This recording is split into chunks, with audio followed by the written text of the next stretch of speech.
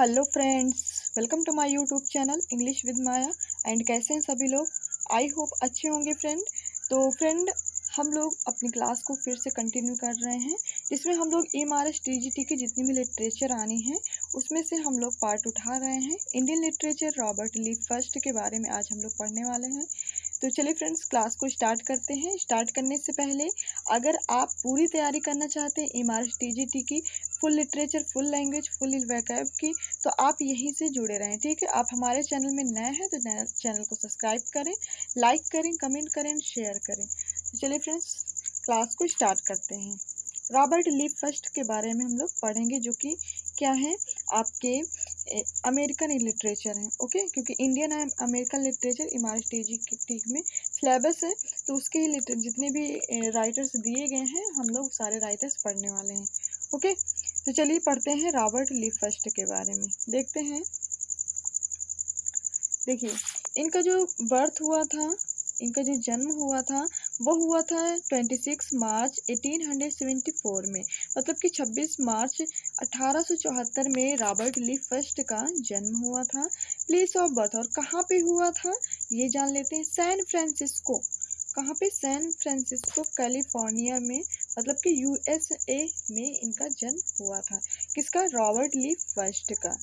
ठीक है, तो आपको यह याद रखना है कि 26 मार्च 1874 में उनका जन्म हुआ था, और उनकी जो बर्थ थी, मतलब प्लेस ऑफ बर्थ था सैन फ्रांसिस्को कैलिफोर्निया यूएसए में उनका जन्म हुआ था। ठीक है, उनकी डेट हम लोग याद रखेंगे, जनवरी 29 जनवरी 1963, मतलब 1874 से लेकर के 1963 तक उनकी क्या हुई थी, वो जिए थे। और तब ये खत्म हो, कब, कितनी एज में उनकी मृत्यु हुई थी?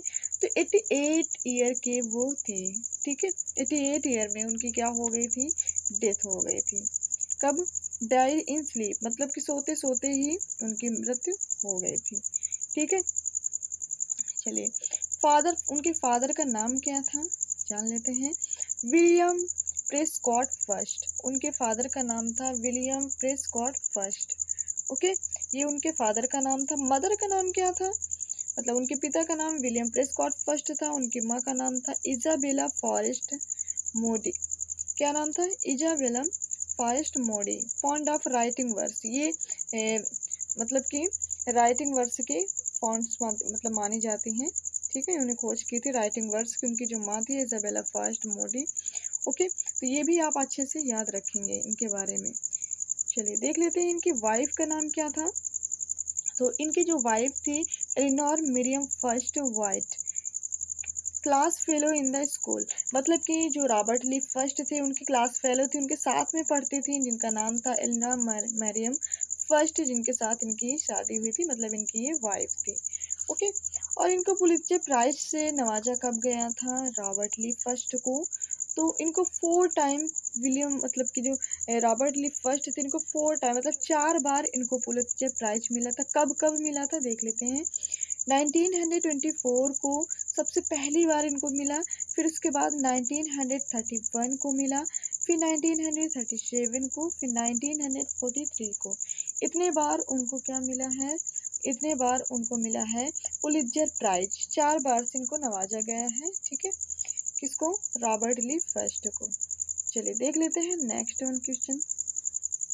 देखिए, इनके कुछ मेजर वर्क्स के बारे में जिसमें हम लोगों को जानना बहुत इंपॉर्टेंट बन जाता है। क्वेश्चंस यहाँ से भी क्वेश्चंस काफ़ी बार पूछ लेता है कि रॉबर्ट ली फर्स्ट के वर्क्स के बारे में दे देगा, और उसमें 4 ऑप्शन दे देगा, तो आपको बताना पड़ेगा किसका वर्क है। तो देखो, उन्होंने लिखा था पहले ए बॉयज विल। क्या लिखा था? ए बॉयज विल कब लिखा था? 1913 में।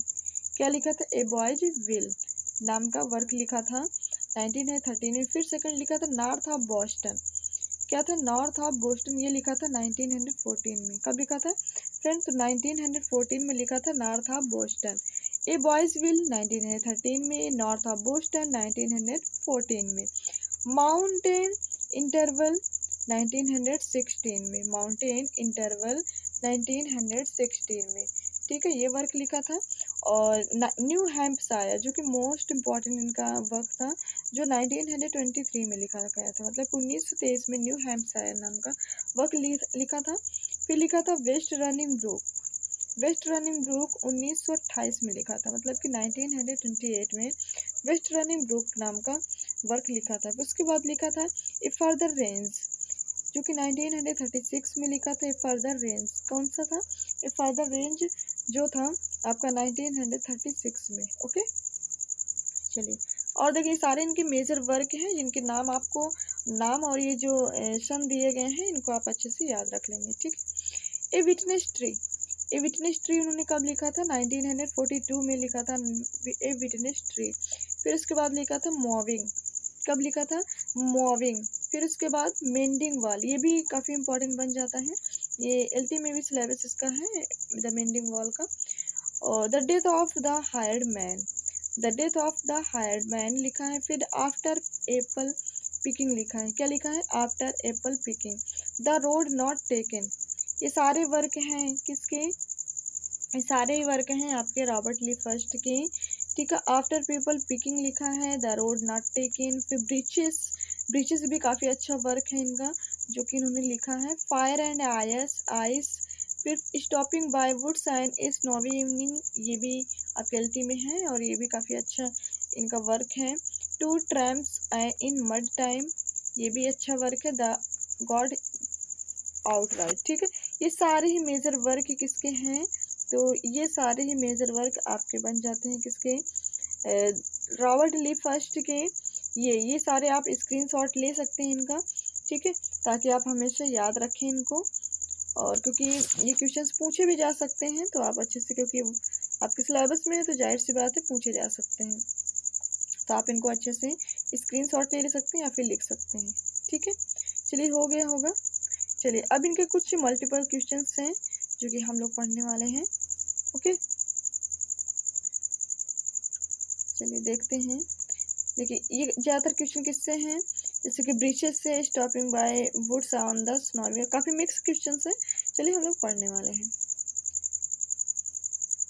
देखिए 17 honorary degree were conferred on him, है ना, 17 ऑनरेरी डिग्री उनको कन्फर्म किया गया। He could boast of being master of arts 2 times, और उनको 2 बार मास्टर ऑफ आर्ट्स के लिए मतलब उनको नवाजा गया।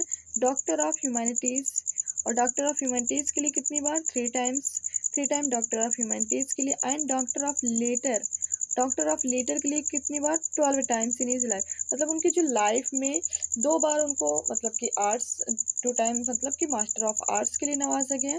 फिर डॉक्टर ऑफ ह्यूमैनिटीज़ के लिए उनको 3 बार, और डॉक्टर ऑफ लेटर के लिए उनको 12 बार। ठीक है। He was selected as a Phi Beta Kappa poet, वो सिलेक्ट किए गए किस नाम से? Phi Beta Kappa poet and a professor at the Amherst college में। ठीक है, किस पद पर? प्रोफेसर के पद पर अमरेस्ट कॉलेज में वो क्या किए गए? और पोएट के, कौन से पोएट के नाम से? फी बेटा कप्पा, ये भी आप याद रखेंगे, पोएट के नाम से वो सिलेक्ट किए गए। ही डिस्क्यूज्ड हिमसेल्फ, उन्होंने अपने आप को चेंज किया by winning the Pulitzer prize, और उनको कितनी बार पुलित्जर प्राइज मिले? 4 बार, जो कि मैंने अभी पहले बता दिया है। ठीक है, तो कौन से ऐसे महान इंसान थे? तो वो थे आपके रॉबर्ट ली फर्स्ट। इनके बारे में बात कही गई है तो रॉबर्ट ली फर्स्ट के बारे में आपका ऑप्शन बन जाएगा सी करेक्ट। ओके, चलिए देख लेते हैं नेक्स्ट उन क्वेश्चंस को। ही मैरिड इन 1895, उनका जो मैरिज मतलब कि जो शादी हुई थी 1895 में हुई थी। अटेंडेड हार्वर्ड कॉलेज, और कौन से कॉलेज उन्होंने अटेंड किया था? हार्वर्ड कॉलेज को अटेंड किया था फॉर 2 ईयर्स के लिए, कितने साल के लिए? 2 साल के लिए उन्होंने हार्वर्ड कॉलेज को अटेंड किया था। 1897 to 1898 and then with a family, मतलब कि 1997 से 1998 में वो अपने फैमिली में रहे। सेटल विद फार्मिंग, और फार्मिंग का काम वो कर रहे थे। Writing poems along with his, मतलब कि अपनी पोएम लिखने के साथ साथ अपनी फैमिली की मतलब सेटल हो गए, फार्मिंग का काम करने लगे। और उसके बाद फिर देखिए क्या किए, more demanding response to the family necessity, मतलब जितनी भी आवश्यकता होती थी फैमिली को वो अपना समय देते थे। Who is being referred here, तो ये किसके बारे में बात कही गई है फ्रेंड? तो ये कही गई है रॉबर्ट ली फर्स्ट के बारे में। किसके बारे में? रॉबर्ट ली फर्स्ट के बारे में। ओके, तो ये सारी बातें आप लोग अच्छे से याद रखेंगे। ओके, चलिए देख लेते हैं नेक्स्ट वन। देखिए In 1961, first was invited to read a poem at the in inauguration of President Kennedy on January 20 January named the poem। तो 1961 में फर्स्ट ने अपने एक पोएम को लिखा, किसके इनवाइट करने पर, प्रेसिडेंट कैनेडी, मतलब जनवरी 20 जनवरी को प्रेसिडेंट क्या नाम था, कैनेडी को क्या किया, इनवाइट किया, और कब क्या लिखा, एक पोएम लिखा। तो कौन सी पोएम थी, ब्रिचेस थी कि मूविंग, मेंडिंग वॉल या फिर द गिफ्ट राइट। तो वो पोएम थी द गिफ्ट आउट राइट। क्या थी, द गिफ्ट आउट राइट नाम से उन्होंने प्रेसिडेंट को इनवाइट करके ये पोएम उनको डेडिकेट किया। ठीक है, सो राइट ऑप्शन आपको बन जाएगा डी। चलिए देख लेते हैं next. First name was named after a warrior come scholar of the south, who is he. First का मतलब कि जो रॉबर्ट फर्स्ट का जो नेम था वो एक वॉरियर कम स्कॉलर, मतलब साउथ का एक वॉरियर थे, योद्धा थे, उनके नाम पर रखा गया। तो वो कौन से मतलब कि वो कौन है जिनके नाम पर फर्स्ट का नेम मतलब रखा गया, Robert Lee first, Robert लेविस्ट first, Ronaldo ली फर्स्ट, या फिर नन ऑफ दिस। तो वो थे वॉरियर रॉबर्ट ली फर्स्ट। कौन थे, रॉबर्ट ली फर्स्ट। तो राइट ऑप्शन आपका बन जाता है ए।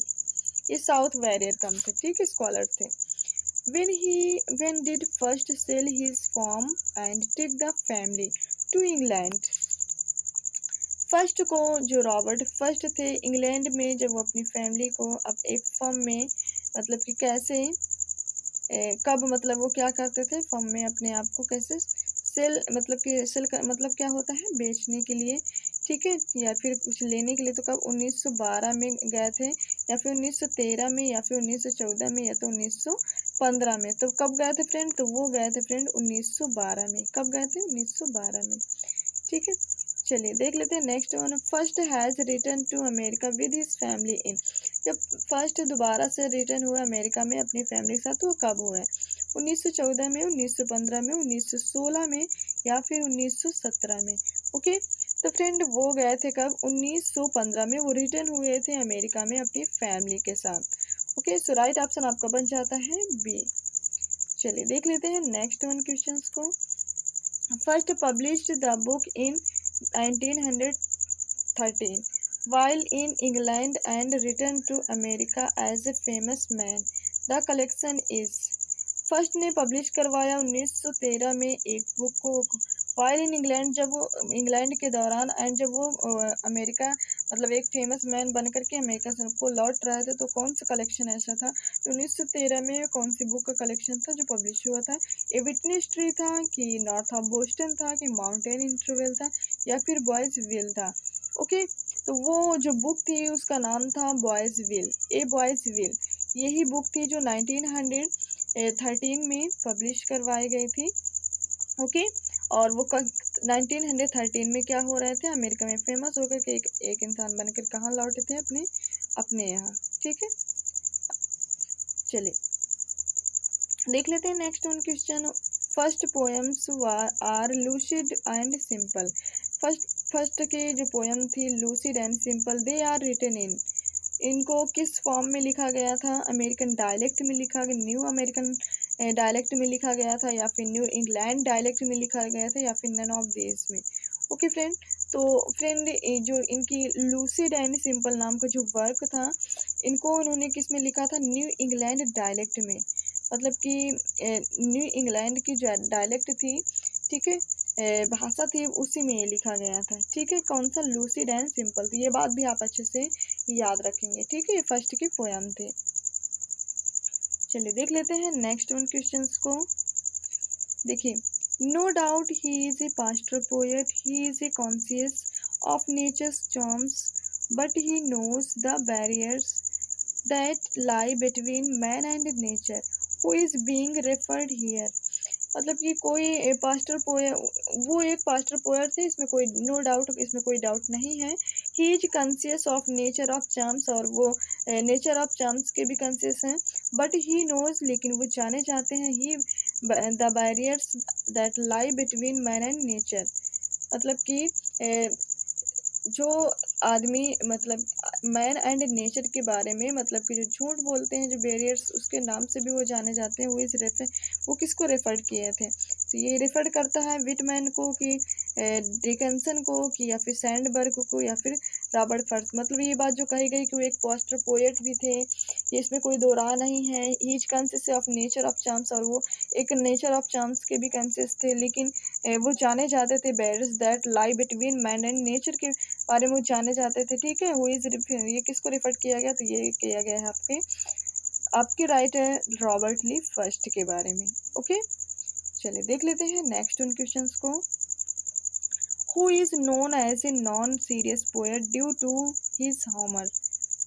नॉन सीरियस पोएट मतलब अपने हॉमर के लिए एक नॉन सीरियस पोएट जाने जाते हैं, वो कौन से पोएट हैं? रॉबर्ट फर्स्ट, विटमैन, डिकन्सन या फिर सैंड्सबर्ग? तो वो है फ्रेंड्स रॉबर्ट फर्स्ट। कौन थे? रॉबर्ट फर्स्ट नाम से जाने जाते थे, जो कि इनको कहा जाता था कि अपने हॉमर के लिए नॉन सीरियस पोएट से जाने जाते हैं। ठीक है, चलिए देख लेते हैं next one. A poem begins in delight and ends in wisdom, whose comment is this? एक ऐसी पोएम जो डिलाइट से स्टार्ट होती है और ख़त्म किससे होती है? विजडम से। ठीक है, तो वो किसकी पोएम्स थी? जो ऐसी पोएम्स थी जो स्टार्टिंग डिलाइट से होती थी और उनकी एंडिंग होती थी कैसे? विजडम से, बुद्धिमत्ता के साथ। डिकेंशन की पोएम थी कि Whitman, Robert Lee Frost, none of this. तो फ्रेंड वो थी सारे रॉबर्ट ली फर्स्ट की पोएम्स। किसके थे? रॉबर्ट ली फर्स्ट के। तो ये भी आप अच्छे से याद रखें कि एक poem begins in delight and ends in wisdom. Okay, चलिए देख लेते हैं नेक्स्ट वन क्वेश्चंस को। देखिए, which poem was first was favourite of Nehru? कौन सी ऐसी पोएम फर्स्ट की थी जो नेहरू की फेवरेट थी? मतलब कि जो नेहरू की एकदम फेवरेट पोएम थी वो रॉबर्ट फर्स्ट की। तो stopping by woods on a snowy evening, captain, my captain, ये भी काफ़ी फेमस पोएम थी। द गिफ्ट आउट राइट, इनकी लगभग सारी पोएम्स काफ़ी फेमस थी, या फिर नन ऑफ दिस। तो फ्रेंड जो चाचा नेहरू की जो फेवरेट पोएम थी रॉबर्ट फर्स्ट की थी वो थी stopping by woods on a snowy evening. कौन सी थी? Stopping by woods on a snowy evening. So right option आपका बन जाएगा ए। क्या बने फ्रेंड? ए। ठीक है, चलिए देख लेते हैं नेक्स्ट उन क्वेश्चंस को। देखें, Robert first published poem was, Robert Frost की जो पहली पोएम थी, पहली पब्लिश पोएम थी, वो कौन थी? Mending wall, the gift outright, my butterfly, none of this. तो वो थी फ्रेंड उनकी माई बटरफ्लाई। कौन सी पहली पोएम थी? माई बटरफ्लाई, जो पब्लिश हुई थी। ठीक है, तो आपको ये भी बात याद रखना है, फर्स्ट एंड लास्ट पोएम आपको जरूर याद रखना है। इनका वर्क काफ़ी, चाहे कोई भी राइटर हो, उनका फर्स्ट या लास्ट जरूर याद रखना चाहिए, क्योंकि ये अधिकतर एग्जाम में पूछा जाता है। ठीक है, तो आपको याद रखना है उनकी फर्स्ट पोएम थी माई बटरफ्लाई, जो कि पब्लिश हुई थी। ठीक है, चलिए देख लेते हैं नेक्स्ट उन क्वेश्चंस को। Frost poem are known for, Frost की जो पोएम थी वो जानी जाती है किस नाम से? यूनिवर्सलिज्म के यूटिलिटेरियनिज्म, या फिर रीजनलिज्म, या फिर सोशलिज्म। तो फ्रेंड उनकी जो पोएम्स थी वो जानी जाती थी रीजनलिज्म से, धार्मिक उससे। ठीक है, तो राइट ऑप्शन आपका बन जाएगा सी, रीजनलिज्म। ओके, चलिए देख लेते हैं नेक्स्ट उन क्वेश्चंस को। फर्स्ट पोएम्स रिप्रेजेंट, फर्स्ट की जो पोएम्स है वो प्रेजेंट करती हैं, रिप्रेजेंट किसको की हैं? ओल्ड इंग्लैंड को, कि न्यू इंग्लैंड को, कि ओल्ड अमेरिका को, या फिर न्यू अमेरिका को? तो जो फर्स्ट की पोएम्स होती थी वो रिप्रेजेंट करती थी किसको? न्यू इंग्लैंड की। किसको रिप्रेजेंट करती थी? न्यू इंग्लैंड को। ओके, चलिए देख लेते हैं नेक्स्ट उन क्वेश्चंस को। देखें, in his poems he presents isolation, separation and alienation. He combines beauty and terror. He uses symbolism to communicate truth of universal significance. The poem referred here is, अपनी poems में उन्होंने isolation, separation and alienation को present किया है। ही combines beauty, और किसको combine किया है? ब्यूटी एंड टेरर को भी कंबाइंस किया है। He use symbolism to communicate truth of universal significance के लिए उन्होंने सिम्बोलिज्म को भी यूज़ किया है। द पोएट रिफर्ड, ये पोएट किसको रिफर करते हैं, मतलब ये जो बातें हैं ये कौन से पोएट को रिफर करती हैं, विटमैन को, डिकेंसन को, सेंसबर्ग को या फिर रॉबर्ट ली फर्स्ट को। तो वो फ्रेंड्स ये रिफर करते हैं रॉबर्ट ली फर्स्ट को, क्योंकि उन्होंने अपने पोएम्स में आइसोलेशन, सेपरेशन, एलिनेशन को प्रेजेंट किया है और अपने कंबाइंस किया है ब्यूटी एंड टेरर को। और उन्होंने अपने यूनिवर्सल सिग्निफिकेंस की मतलब सत्यता के लिए उन्होंने किसको, सिम्बोलिज्म के कम्युनिटी को भी यूज़ किया गया है। ठीक है, सो राइट ऑप्शन आपका बन जाएगा रॉबर्ट। ये किसने सब यूज किया है, रॉबर्ट ली फर्स्ट ने अपने पोएम में। ओके, चलिए देख लेते हैं नेक्स्ट वन क्वेश्चंस को।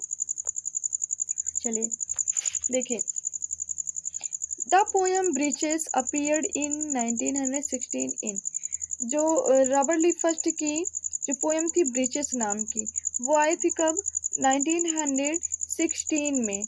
ठीक है, तो कहाँ पे आई थी, ठीक है, ए mask of mercy, witness tree, new Hampshire या फिर माउंटेन इंटरवल, मतलब कहाँ पे आई थी, तो वो आई थी आपकी माउंटेन इंटरवल में। कहाँ पे आई थी, इन माउंटेन इंटरवल में। ओके, सो राइट ऑप्शन आपका बन जाएगा डी।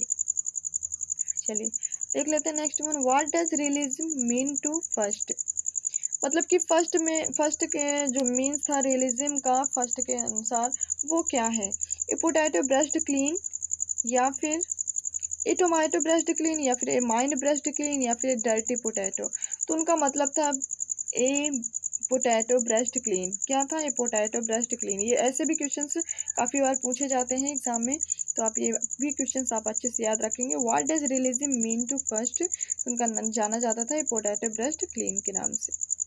चलिए देख लेते हैं नेक्स्ट वन क्वेश्चन को, fire and ice stopping by woods on a snowing evening and the witches of Coon from New Hampshire are the poems are the pin of fire and ice, ये भी एक poem थी, stopping by woods on a snowy evening, ये भी एक poem थी, the witches of Coos from New Hampshire, ये भी एक पोएम थी, are poems from the pen of, ये किस मतलब किसकी पोएम्स थी, किसके पोएम को पेन ऑफ माना जाता है, विटमैन को, डिकेंसन को, सेंसबर्ग को या फिर फर्स्ट को, तो जाना जाता है रॉबर्ट फर्स्ट को, किसको, रॉबर्ट फर्स्ट के नाम से। सो राइट ऑप्शन डी बन जाएगा।